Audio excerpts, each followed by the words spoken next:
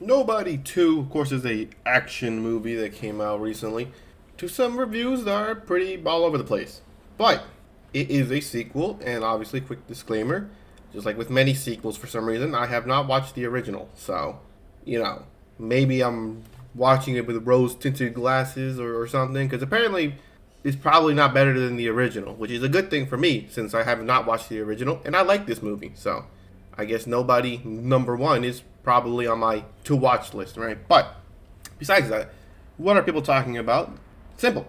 The reviews are 6.8 out of 10 by IMDb, 88% by Fandango, 94% of Google users like the movie.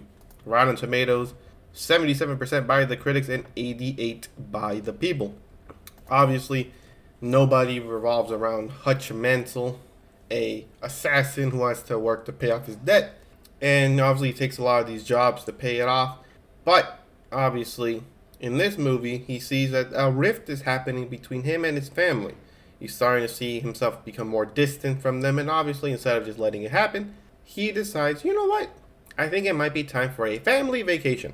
Then the family vacation obviously consists of Plummerville, a small carnival town basically.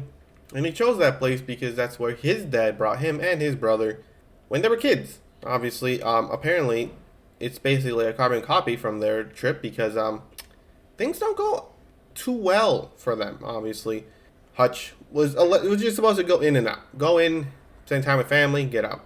His son ends up getting into an altercation with the sheriff's son, and obviously then they technically get banned from the Plummerville, but they do not leave for some reason, which then gets them even deeper into the rabbit hole, that being a corrupt town that's using Plummerville to export their illegal business, who is ran by obviously the sheriff, but obviously the sheriff answers to somebody, that being a crime boss, that being Ladina, who does not take too kindly with Hutch's appearance. Matter of fact, no one takes too kindly to his appearance because he's a nobody, man. To him, he's just some random guy. That's actually the whole thing. He's just some random guy. No one really sees him as anything, but he's somebody, right? Obviously, and he ends up having to fight his way to freedom, basically, because obviously he's on their target list now, so can't really do much about that. But obviously, the family vacation consists of obviously Hutch, his two kids, his wife, and his dad.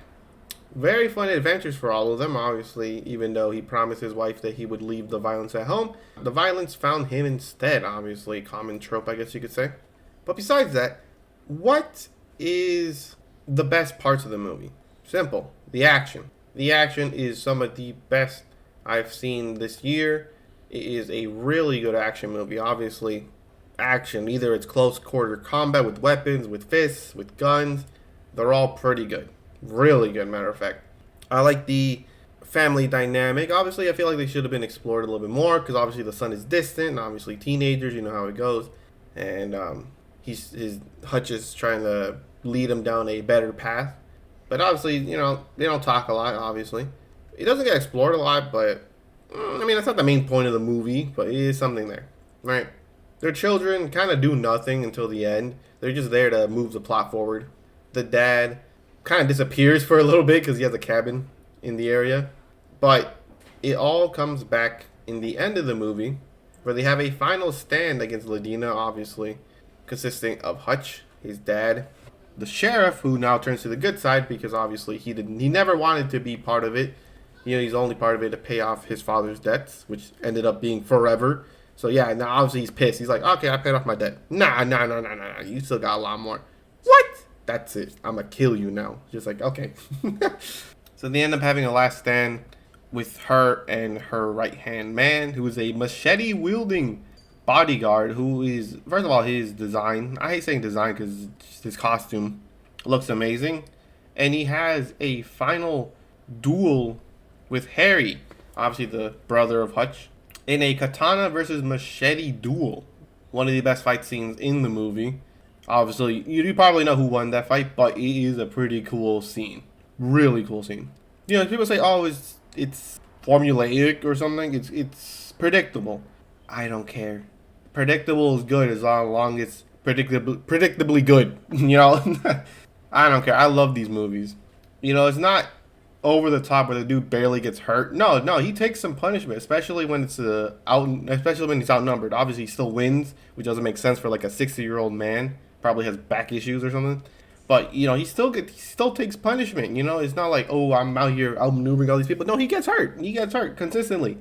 Obviously, you can think he's a Wolverine with the amount of healing he does, being able to withstand all the punishment. But who cares, right? Obviously, the scenes they utilize the carnival really well in this movie. It's a pretty good scene in the last movie. If there's anything that would make you love this movie, it's the end, which is unfortunate because it's the end. Obviously, you kind of want it to be a little bit earlier to hook you in, but it's consistently pretty good.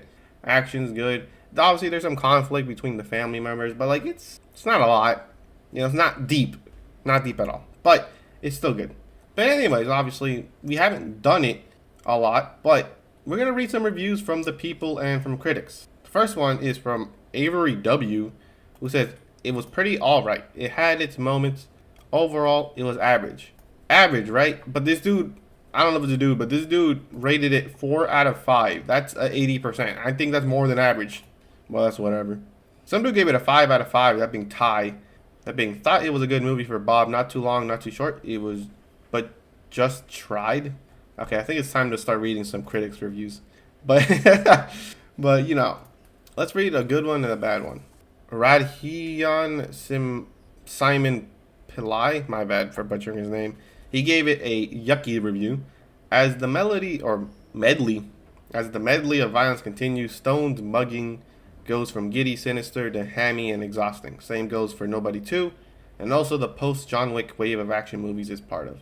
So I guess he's just tired of these type of movies, which makes sense. I guess if you watch one of them, you technically have watched all of them. But have you seen one with the carnival though? And probably not. Nah, I don't think so. I love carnivals. I haven't been to one in a long time, but it might be time to go to one. Ah, hell no. Nah. What does this guy play? Oscar. A film that's unwilling to make any sort of profound statement needs to at least be dumb and fun. And it manages to be neither. My dude, did you not watch the movie?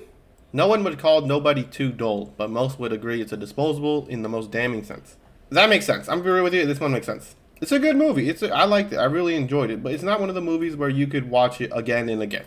Maybe a second time, but it has to be in a theater. I don't think I can rewatch it at home. It has to be in a theater. But it makes sense. It's one of those sequels. It's not a direct to DVD sequel, but it's definitely deserving of a theater release. But nothing to really be like, oh, this is gonna be the next big franchise or something like that. Full review in Spanish. But besides that, let's get a direct quote from some dude from the theater. I didn't record it, but some dude was talking about it. He was talking about how this movie is basically what Republicans think will happen on vacation. That surprised me because literally I never thought people brought up politics in public, much less a movie theater. And then he said something that really stuck with me. It's a dumb thing. He said, and I think the father or the grandpa, I think the grandpa's former military. What do you mean you think? Dude has dog tags. You think? It's literally right there. But yeah, I just want to bring it up because sometimes I overhear some people talking about the movie and I'm over here like, okay. But anyways, that's the end of the review. It is a pretty good movie. Utilizes its location really well. Some things you could probably wish you could get more of. It is like an hour and 20 minutes. But other than that, it's enjoyable from start to finish. Like people say, it's not the best. It's not a run and buy tickets type of movie. But it's definitely, if you have the chance, especially on a Tuesday, or even on a full day ticket, it's probably worth it. Not even probably, I think it's worth it. If you're into these type of action movies, yeah, you'll definitely like Nobody 2. Is it a buy full ticket with bucket of popcorn? Probably not. But it's definitely up there with the buy full ticket. But anyways, hope you enjoyed this review. Hope you enjoyed the movie if you're going to go watch it. And if you did, come back, leave me a like. If I did, sell it on you. If I didn't, promptly ignore this. But anyways, hope you enjoyed this video, and I hope to catch you in the next one.